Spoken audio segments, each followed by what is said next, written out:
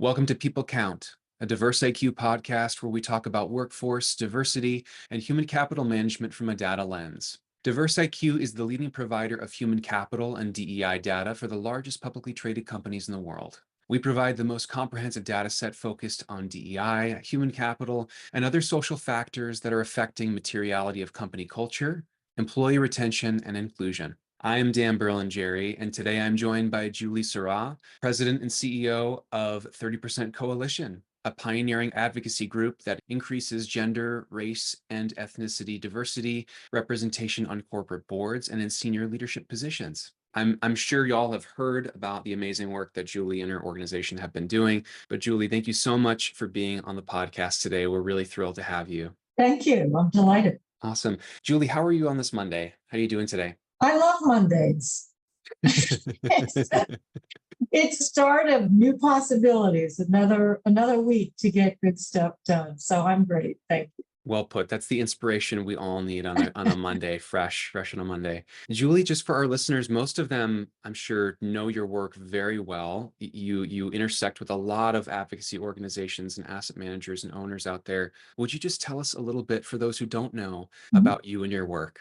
Sure. 30% Coalition is a group of institutional investors, asset owners, asset managers, and private equity firms who represent over $8 trillion in assets under management, who work to increase diversity on corporate boards. And we do also have a very robust membership cohort of pipeline building organizations like Latino Corporate Directors Association, Then Pinnacle for Pan-Asian directors, women corporate directors, and so forth. So we're sort of on the demand creation side of all of this. So our members are encouraging the companies in their holdings to diversify their boards. And we do something every year called Adopt a Company campaign, where we look at laggards. This year we looked at the Russell 3000, those who do not seem to have diversity on their boards and who do not disclose diversity metrics. Send them a letter on behalf of the entire coalition, and then our members will each adopt a company or more to do deeper engagement with. So that's sort of the side of things that we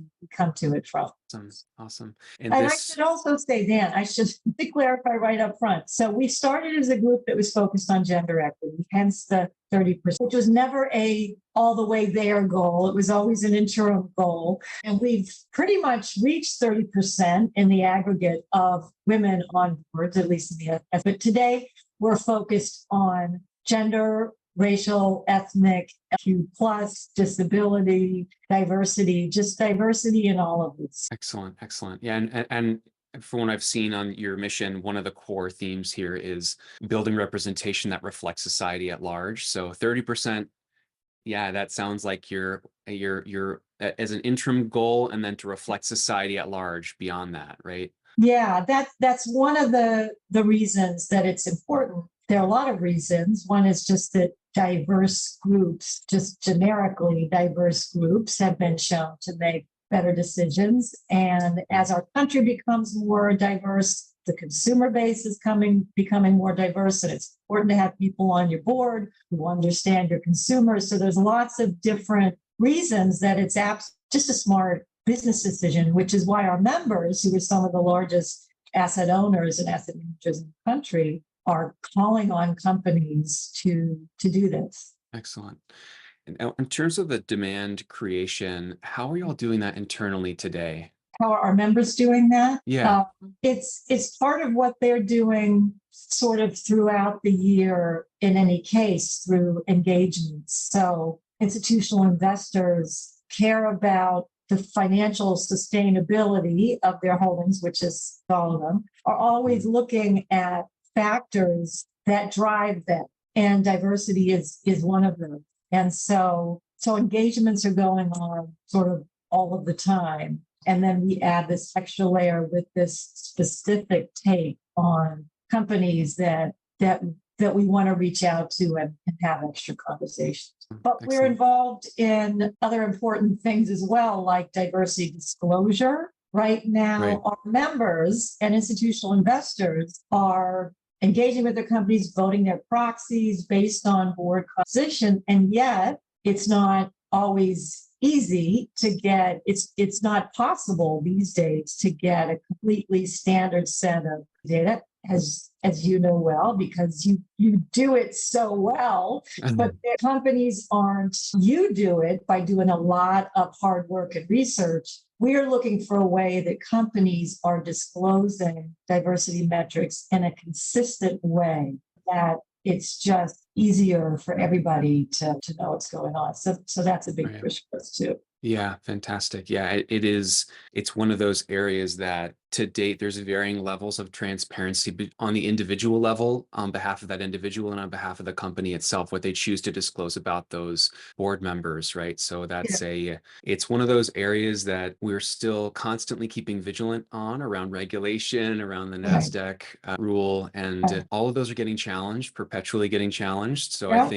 I think the work that y'all are doing on demand creation on your side is always Yeah. going to be imperative to the frontier of that, right? To pushing the frontier of that. So great work on that. And then I'm just curious, I'd love to hear a bit more from your experience on what you feel your experience thus far has taught you, either, when it comes to representation on boards, from your consulting work, what have you learned most about the space of shareholder advocacy, about representation work? What I've learned is that the bottom line will always drive smart decision making. Got it. And as much as the research has been clear, we think for a long time about why this is important, why diversity is important in general, particularly on boards. The reason that in this anti-DEI moment that we're in, you see that most companies are sticking to their guns, right? Some people are changing language. Now I'm talking about workforce, I'm including workforce diversity initiatives here too. People are changing their language. They don't want to have a target on their back. People are becoming quieter.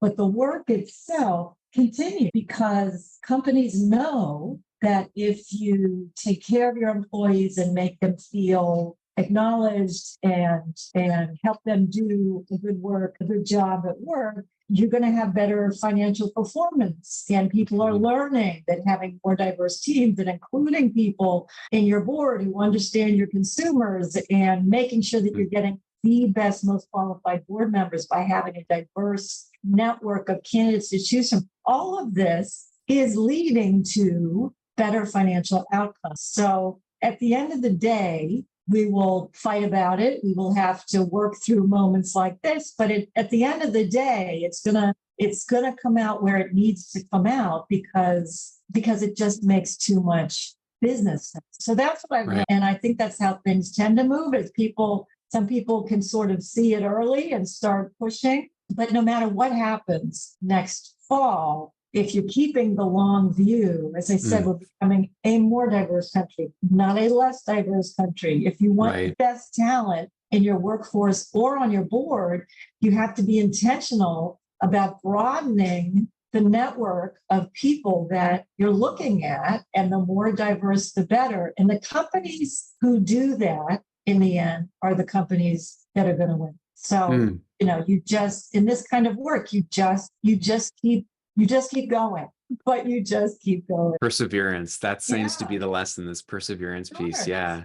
Yeah. Well, I love this idea you're highlighting here about, whether or not it tangibly, right? We see the value. And I think we've had a lot of these talks around how do you measure the materiality? How do you measure financial performance as it relates to these things? Is there and everyone will argue till the cows come home, is there enough tangible evidence about it? I know that's one of the biggest challenges to the work that we're doing. Well, is that one of the biggest challenges you're experiencing from your side? Do you feel that are you facing other challenges to the work that you're doing? Yes and no. I mean, I think you can tell that I'm a bit of an optimist. And so I don't get I bogged appreciate down. that about you. Yeah. I don't get bogged down in, challenges because again, I know we're gonna get to where we're headed. And so now I've forgotten your question. That's okay. I'll let me rephrase. I wondering if you see if your work is challenged in certain,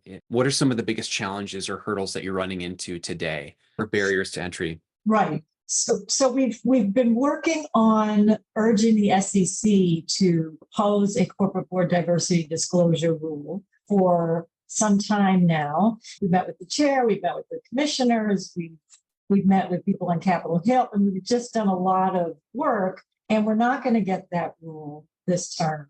So, the political environment is always going to impact what happened. Congressman Meeks from New York has had legislation in the House for a number of years that would require for diversity disclosure. That's gotten passed in the House, but not the Senate. That's,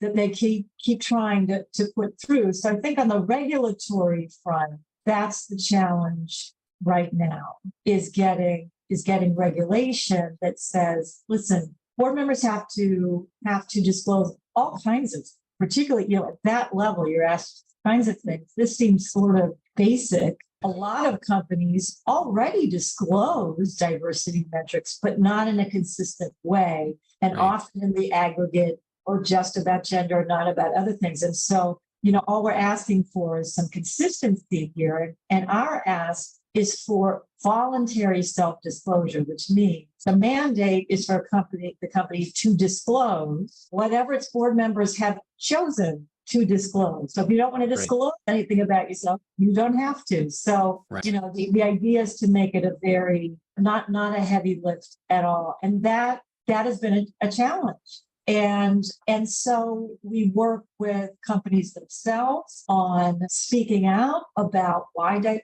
they think diversity disclosure matters, why it's not really hard at all. You just put it, it's just something to do in a proxy statement or however you want to do it. So for us, the challenge is looking at how are we going to get this thing done? We have to achieve for diversity metrics disclosure. It's just investors need it. They've been asking for it for a long time. So the challenge is, okay, this is looking difficult right now. What other angle are we come at it from? So that's sort of the moment that we're in right now. And I understand that we're not a country that's in love with tons of regulation. There's sort of an automatic pushback by certain folks, while others think it makes perfect sense. But the more that companies are doing this on their own, the more it just becomes something that's expected. And so possibly some work at the state level will make a difference. We're just that's sort of what we're working on right now.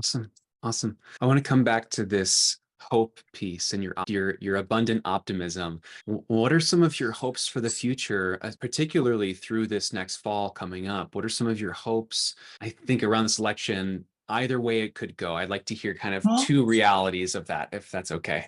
I'm not full. I'm very pragmatic about it. Either it's going to go one way or it's going to go the other way. And so at this point, we're preparing so that our work can continue and be robust, whichever direction things go in. So, I mean, one can think it'd be great if we get everything we want, and our job is so easy. But I'm just much more pragmatic again. You have to prepare for every possible scenario. And then whatever happens. And if you prepared well, you're in the right place. Awesome.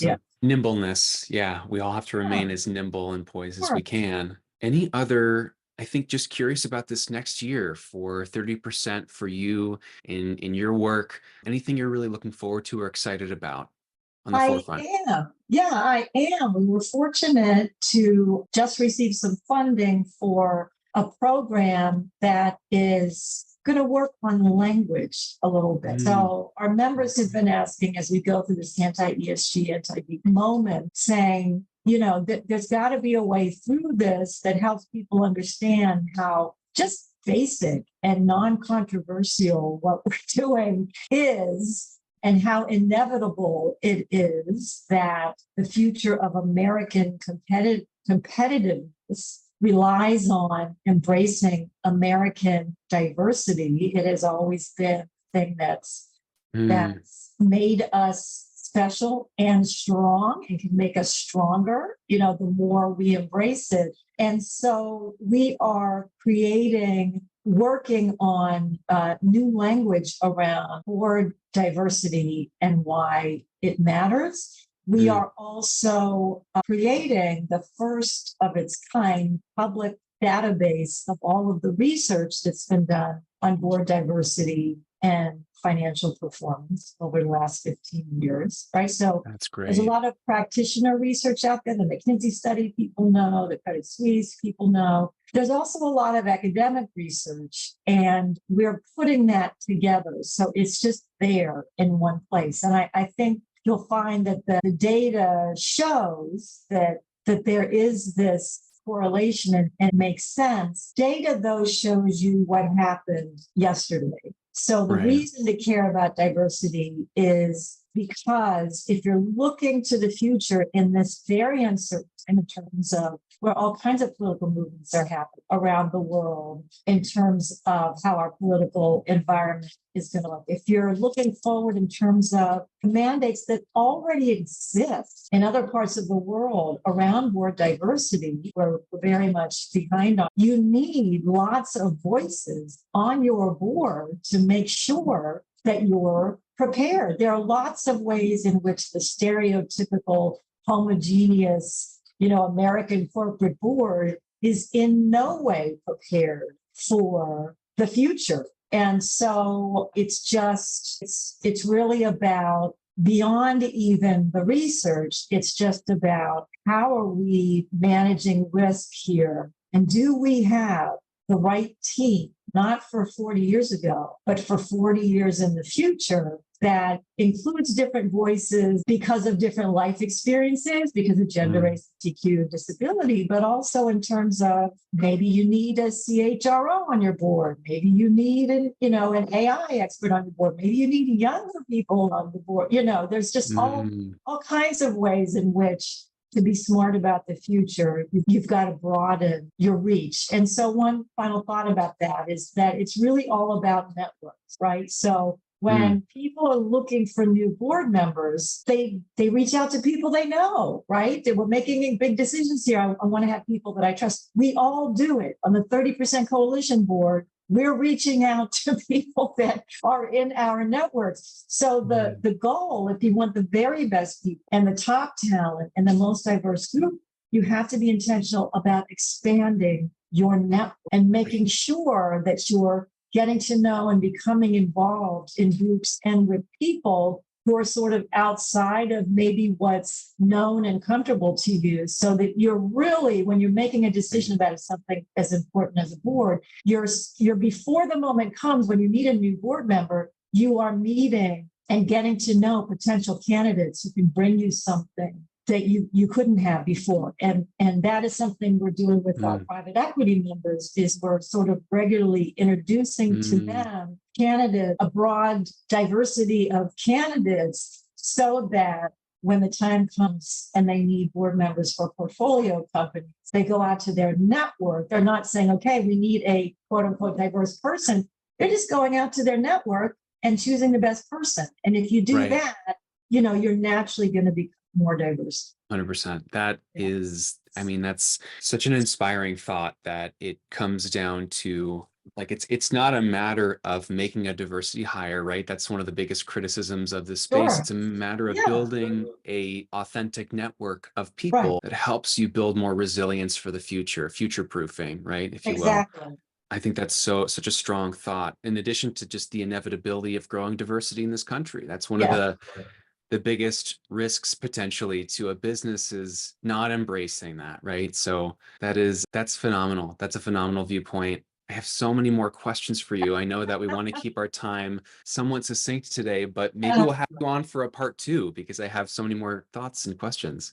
That's great. I would love it. Thank you. And Julie, yes. no, sorry, what were we going to say? Oh, I was going to just say thank you for all the important that you're doing, being focused around diversity metrics and data is so critical. Yeah, thank you. I mean, we're trying as hard as we can to fill the gaps in where there are so many. So, and it's hard to do that with intentionality, with I think thoroughness and with a cleanliness that is demanding of this space. I think it's very easy to make an assumption about someone. And I think, especially when it comes to, I mean, we're in Pride Month right now, right? Everyone on the board is posting, if they are within the community, they're posting, a picture with their family members, right? And highlighting, their own personal culture. And I think that that's one of those areas in which there is such little disclosure still, right? That within disability, within veteran status, there's just such little visibility into those spaces. And where it is not evident, it's really imperative to do extra research to make sure that people are self-identifying, that they're publicly out, right? It gets, yeah. So it's just really important. I'm really just grateful to be able to partner with 30% Coalition. So thank you for all the work that you're doing. So real quick, we have some final couple minutes here. Do you have any last thoughts or lingering thoughts you wanted to share with our audiences today before we part ways? Keep in mind that we will get there, and that everybody who's working on this issue, something else I've been struck with in working in this space is how collaborative everybody is. So I came to this role having run a couple large private companies. And in this kind of work, it really is about collaboration. So there are a lot of people in a lot of spaces you might not have realized before, like inside these huge institutional investors who are specifically focused on what we're talking about. And so there's so much movement around this from all different quarters that whether we realize it or not, there's this whole sort of ecosystem working towards getting to a place where workforce diversity and board diversity is just the status. Fantastic. It takes a village, and it is certainly a downhill rolling snowball that will hopefully continue to build momentum and size. Yes. So, well, fantastic. Thank you so much for your time again today. We really hope that you enjoyed today's episode. If you like this content, there's plenty more to check out on diversiq.com. That's DIVERSIQ.com. We have blogs, articles, white papers, and webinars on topics like this. And then if you join our newsletter, you can do so at diversiq.com/newsletter, and we'll send you all of those things directly to you once a week. Thanks so much again, Julie, and have a great week ahead. My pleasure. All right. Be well. You too.